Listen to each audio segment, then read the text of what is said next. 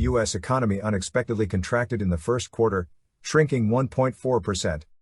Going by the conventional definition of a fall in GDP for 2 consecutive quarters. The world's largest economy may be just a quarter away from recession. We expect a more notable growth slowdown in 2023 and a rising unemployment rate, with an elevated risk of a mild recession, warned Nomura economist Robert Dent in a research note. The March Bank of America Fund Manager Survey highlighted that U.S. stagflation expectations climbed to 66%, the highest in 14 years. During the 1970s, when the U.S. had a significant growth slowdown, more than 1 in 10 was jobless while the inflation exceeded 13.5%. The inflation in the U.S. is now 8.5%, and it is increasing. Nevertheless, some remain confident that the 1970s situation would not return.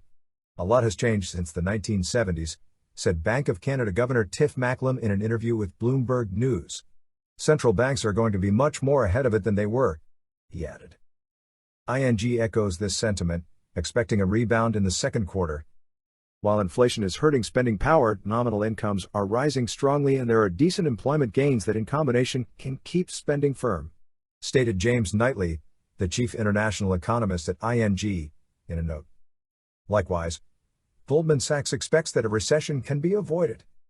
Households are in better shape financially than they have been at the onset of most recessions, the bank wrote. This means a slowdown in labor income growth is less likely to cause households to sharply cut back on spending than in some past cycles, it added. Researchers at the Wall Street Titan recently raised the odds of a recession in the next 24 months to 35%.